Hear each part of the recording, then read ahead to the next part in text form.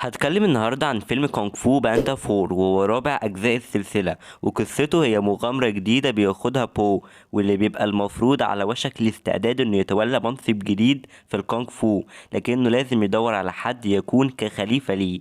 وبنتابع الأحداث. طبعا دي واحدة من أشهر سلاسل الأنيميشن، واللي أنا عن نفسي حبيت الثلاثية الأولى جدا وكونت جزء من طفولتي. طيب هل الجزء ده كان تكملة كويسة ولا مجرد إضافة ملهاش لازمة؟ بشكل عام الفيلم ممتع ومسلي جدا، وحتى وأنا شايف إنه مش بنفس مستوى الأجزاء السابقة، بس فيه عناصر كتير تخليني أرشحه لكم، زي تسلسلات الأكشن والتصميم الجيد جدا في الأنيميشن والجرافيكس. الكوميديا جيدة وإن كانت تراجعت شوية عن المرات اللي فاتت، وطبعا الأداء الصوتي لجاك بلاك رائع كالعادة، وكمان بتنضم فيولا ديفيز وكانت كويسة كذلك. أما لو دي نهاية السلسلة فحقيقي هي موفقة كفكرة، وخصوصا إنه بيوصل لنا رسالة التقاعد وإزاي لازم يكون فيه تغيير وفرصة للجيل اللي بعدنا. بس كنت أتمنى الفيلم يكون أطول ب10 دقايق علشان نقفلها صح. أما القصة ذات نفسها فهي أقل حاجة، والمغامرة كانت ممكن يطلع منها مواقف أكتر من كده بكتير، سواء دراما أو كوميديا. كمان ما عجبنيش الاستغناء عن شخصيات كان ليها أهمية، وتبرير اختفائهم مش أفضل حاجة. بس أنا مش عايز أبرز المشاكل أكتر، لأنه في الأول والآخر فيلم كرتون وعائلي ومناسب للأطفال جدا. تقييمي النهائي 7/10.